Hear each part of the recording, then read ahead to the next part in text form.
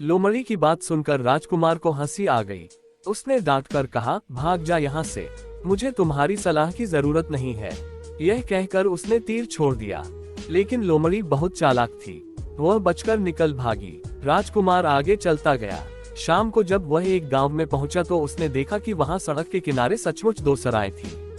उनमें से एक सराय खूब सजी सजाई थी और उसके अंदर से लोगों के नाचने गाने की आवाजें आ रही थी।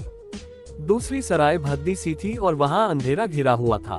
राजकुमार सजी सजाई सराय में ठहर गया। थोड़ी देर में वह भूल गया कि वह असल में सोने की चिड़िया की खोज में निकला था। उधर जब काफी समय बीत गया और बड़ा राजकुमार नहीं लौटा तो मंझला राजकुमार सोने की चिड़िया की खोज में चल पड़ा।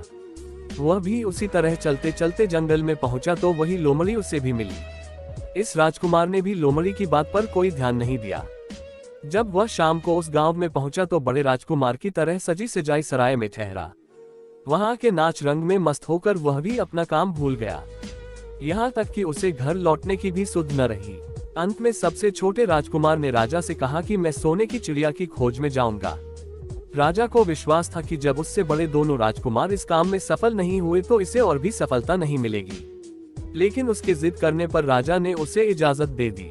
छोटा राजकुमार तैयार होकर सोने की चिड़िया की खोज में निकला। जंगल में उसे भी लोमड़ी मिली। राजकुमार ने लोमड़ी की बात को ध्यान से सुना और लोमड़ी से कहा, ठीक है, तुम जैसे कह रही हो मैं वैसा ही करूंगा। अब तुम जाओ, मैं तुम्हें नहीं मारूंगा।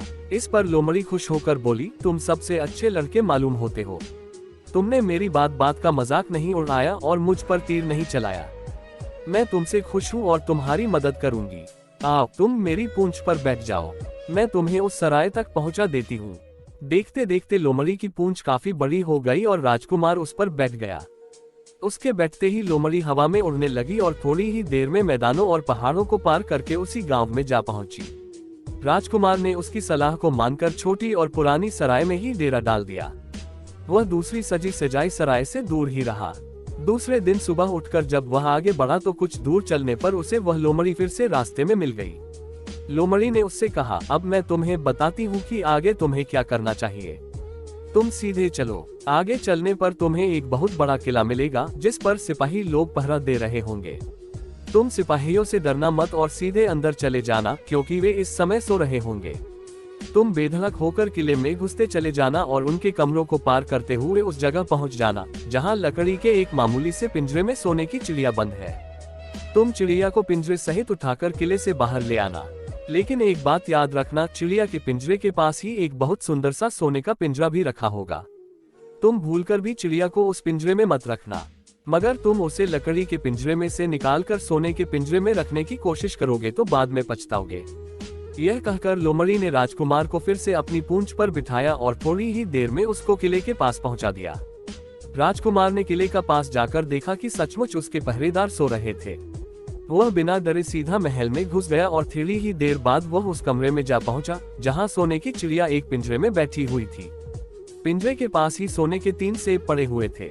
इन सेबों को देखकर राजकुमार ने फौरन पहचान लिया कि ये सेब उसके पिता के बाग के ही थे। सोने की चिड़िया इतनी सुंदर थी कि राजकुमार उसको देखता ही रह गया। वह उसको उठाकर लाने ही वाला था कि उसकी नजर पास ही पड़े एक सुंदर से पिंजरे पर पड़ी। वह पिंजरा बहुत सुंदर था और उसमें तरह तरह के कीमती पत्थर जड़े हुए थे।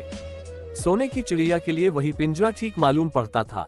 राजकुमार लोमड़ी की बात को भूल गया और उसने सोने की चिड़िया को लकड़ी के पिंजरे से निकालकर सोने के पिंजरे में बंद कर दिया।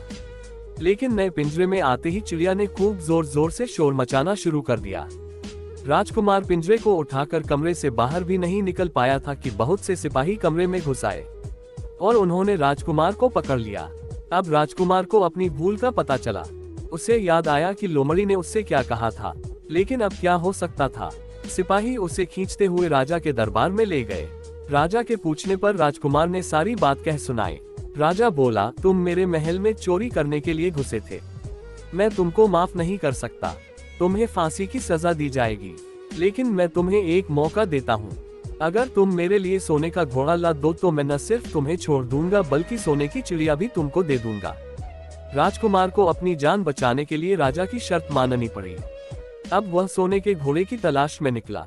किले के बाहर जाने पर उसने देखा कि लोमड़ी का उसका इंतजार कर रही है। उसने लोमड़ी को सारी बातें बताई।